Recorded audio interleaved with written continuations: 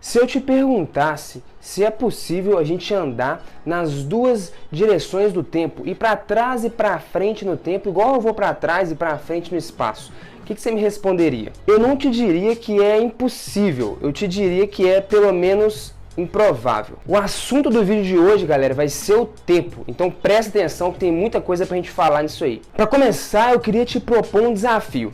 Eu fiz um experimento e vou passar o vídeo aqui. Um vai ser na ordem correta e o outro vai ser de trás para frente. E você fala para mim aí, qual que é a ordem correta? Se liga então, ordem 1 e ordem 2, uma gota de corante se misturando com água.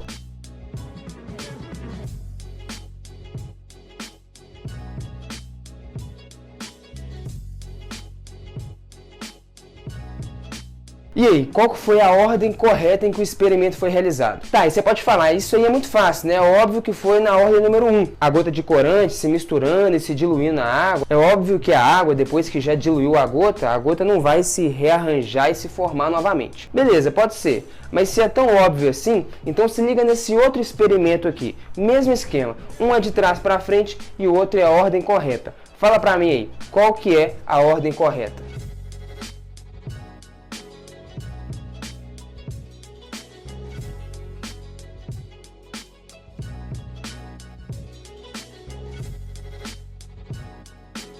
Agora apertou um pouco, né? E aí, qual que é o certo? É o mesmo esquema de antes. Um de trás para frente e o outro é a ordem correta. A verdade é que aqui, galera, não tem uma ordem correta. E vai ser esse o tema de hoje, então. A direcionalidade do tempo. Para a gente contextualizar, então, o tópico de hoje, vamos entender em que o tempo e o espaço se diferem e no que eles se assemelham. Demorou? Então imagina a seguinte experiência. Imagina que você é um astronauta e está lá no meio do espaço, beleza? Você pode não saber para onde que é para cima e para baixo, para onde que é para frente ou para trás, mas você sabe o sentido no qual o tempo flui, de trás para frente, né? Do passado para o futuro. A noção de espaço se perde, mas a de tempo não. E por que eu estou falando isso? É porque a teoria da relatividade de Einstein, ela nos diz que o tempo ele é a quarta dimensão. Talvez você já tenha escutado falar sobre isso, né? O espaço-tempo quadridimensional. Mas a ideia é que o tempo ele é só mais uma dimensão qualquer, assim como as de espaço. Então a gente tem inserido nisso, que é o espaço-tempo, e a gente precisa agora também da coordenada temporal para nos localizar. A ideia é mais ou menos o seguinte, imagina só, para você se localizar no espaço, imagina um espaço plano, bidimensional. Você precisa de duas coordenadas, x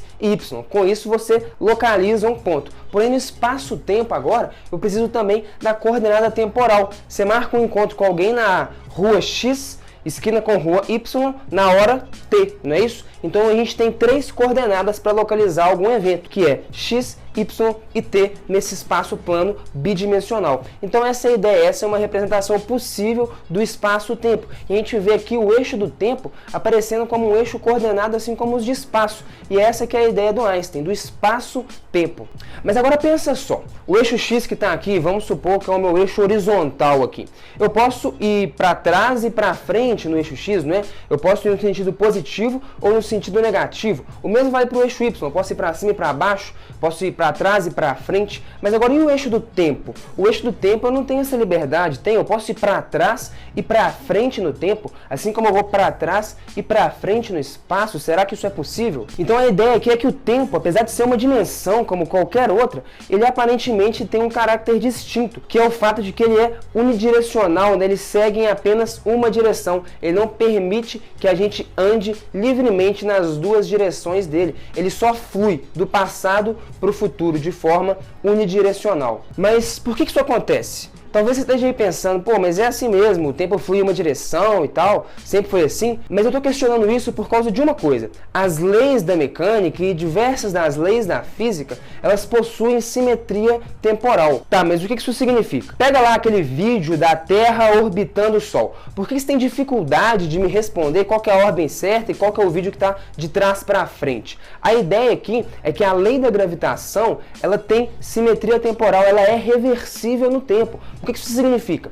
Se eu tiver a Terra orbitando com uma velocidade v para cá, ela descreve essa circunferência, essa órbita, essa elipse em um sentido. Se eu inverter o sentido dessa velocidade, ela descreve agora em outro sentido. E as leis da física são as mesmas. Se eu pegar essa velocidade e trocar esse vetor por um vetor oposto a ele e jogar nas equações, vai ser a mesma física. O movimento girando num sentido é tão possível quanto o movimento girando no outro sentido. Isso que significa ser reversível no tempo ou ter simetria temporal. Quando eu inverto a velocidade, o movimento oposto, o movimento do vídeo passando de trás para frente, ele é tão fisicamente possível quanto o movimento no sentido correto. Então, na verdade, não faz nem sentido falar no sentido correto, né? Faz sentido falar em sentido A e sentido B. Os dois são fisicamente possíveis. Basta que eu inverta, por exemplo, uma velocidade e o movimento vai ser exatamente o movimento oposto. Então, isso aí significa ser reversível no tempo. Eu passo o vídeo em uma ordem, depois na ordem de trás para frente, e você não consegue distinguir. A física é a mesma nos dois casos. E as leis da mecânica clássica, pessoal, a lei da gravitação, como eu citei, as leis de Newton e diversas outras leis, todas elas têm simetria temporal, todas elas são reversíveis no tempo, o que significa então que elas não distinguem o passado do futuro, elas não distinguem a ordem no qual o tempo deve fluir, mas a nossa experiência nos mostra que o tempo ele tem uma ordem no qual ela flui.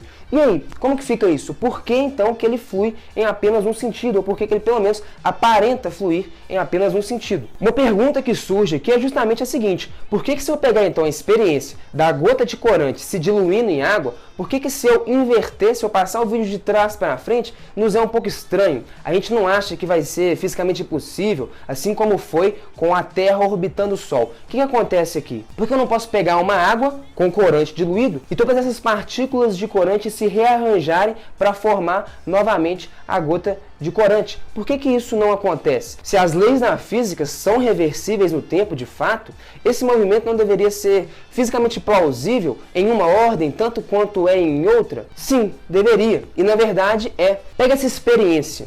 Se eu pegar cada molécula da gota de corante e inverter o sentido da velocidade, o movimento vai ser exatamente o oposto do que acontece na ordem que a gente observa. Vai ser o movimento, então, das partículas de corante se reagrupando para reformar aquela gota. Basta que eu inverta, então, todas as velocidades dessas partículas. E sim, vai ser fisicamente possível que isso aconteça. O que determina o que acontece ou não é meramente uma questão de probabilidade. Porque pensa só, imagina então essa gota de corante que começa a se diluir em água. Eu tenho bilhões de trilhões de moléculas, cada uma com infinitas possibilidades para a direção da sua velocidade.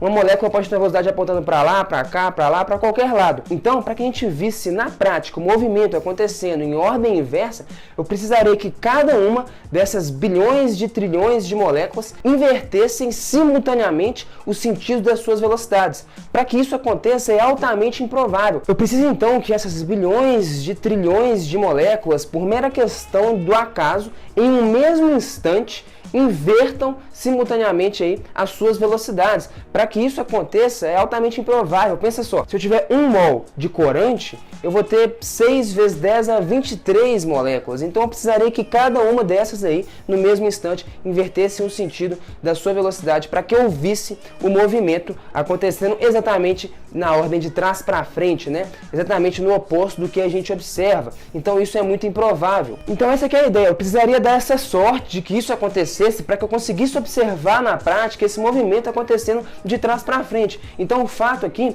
é que o movimento de trás para frente, ele é fisicamente possível. Ele é só improvável, e tão improvável que na prática nunca acontece, de forma que a gente fala que ele é impossível. Imagina eu pegar uma moeda aqui e eu vou falar o seguinte: eu vou jogar 1000 vezes e vou obter 1000 caras consecutivas. Será que isso vai acontecer? Matematicamente a gente fala que sim, ele é provável, mas a probabilidade é de 1 sobre 2 elevado a 1000. Isso é altamente improvável. É tão improvável que em termos práticos é impossível. A gente nunca vê isso acontecendo. Então o contexto lá com a física é a mesma. Eu tenho algo fisicamente possível, mas na prática é impossível, porque é tão improvável que a gente nunca vê acontecendo. E essa diferença probabilística nos leva a um conceito de uma lei física que nos explica por que a gente nunca vai ver na prática o movimento inverso desse experimento da gota de corante. Por que eu nunca vou ver as moléculas se reagrupando e reformando a gota de corante, que é o conceito de entropia. Esse conceito aparece na segunda lei da termodinâmica,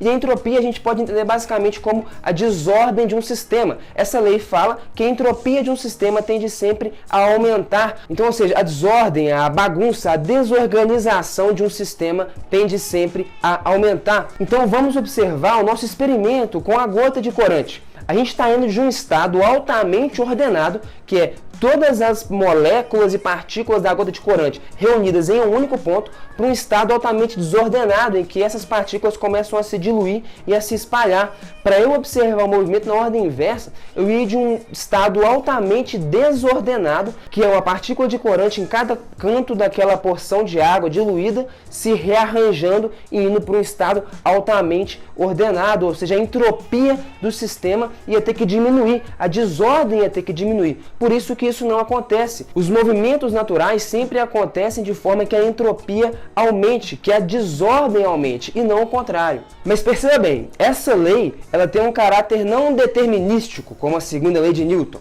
que F é igual a ma. Você tem uma força, você tem uma massa, você tem uma aceleração. Não, ela tem um caráter probabilístico. Ela não fala que a entropia de um sistema aumenta, mas sim que ela tende a aumentar. Como a gente construiu todo o nosso raciocínio em cima de termos probabilísticos, em cima de probabilidade. E esse é o caráter da segunda lei da termodinâmica. Então perceba que o que me impede de enxergar o movimento lá da gota de corante no sentido inverso é uma questão de probabilidade. É algo que é altamente improvável, em termos práticos se torna impossível, porque eu precisaria da entropia do sistema diminuir. Eu ir de um estado altamente desordenado para um estado altamente ordenado. E um sistema sempre tem mais possibilidades de se desordenar, de ir para estados mais desordenados do que para estados mais organizados, mais ordenados. Então a entropia ela representa uma tendência que probabilisticamente falando, irá sempre dominar quando a gente estiver estudando um sistema. Por quê? Porque os movimentos em que acontecem a diminuição da entropia, a diminuição da desordem de um sistema são altamente improváveis. É por isso que você coloca um fone de ouvido todo arrumadinho no seu bolso e ele sai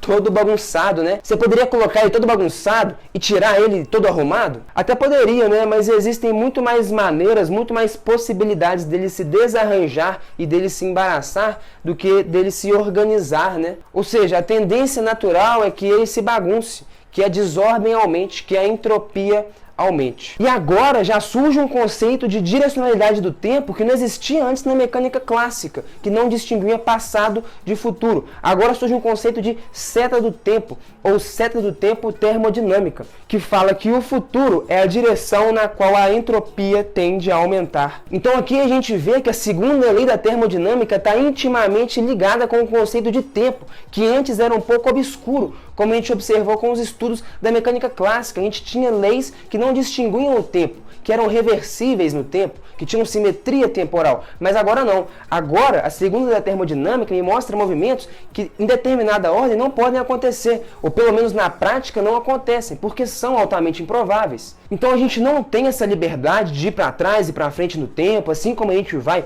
para trás e para frente no espaço, por causa da entropia. Porque existe uma seta do tempo que garante que a entropia do universo tende sempre a aumentar. E a direção na qual o tempo flui sempre é essa, na qual a entropia aumenta. Então é por isso que nós ficamos mais velhos e não mais novos. É por isso que o gelo se derrete naturalmente para formar água. O gelo, o estado sólido, é um estado mais ordenado do que o estado líquido, é um estado de menor entropia. Eu poderia ver a água naturalmente se solidificando para formar um gelo?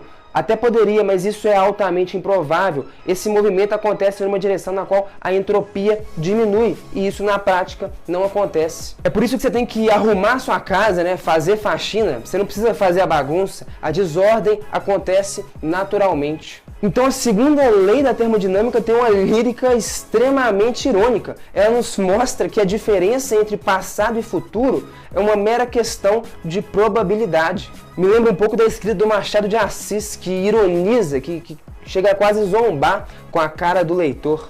mas esse é um dos meus poemas preferidos. Então uma conclusão que cabe aqui é a seguinte: no futuro a entropia do universo certamente vai ser maior do que é hoje, porque essa é a seta do tempo, não é isso? Ela diz que a direção do passado para o futuro é aquela na qual a entropia tende a aumentar. Então se a gente está aqui onde a gente está hoje é porque no passado a entropia era menor. Mas por quê? Esse aí é tema de um próximo poema.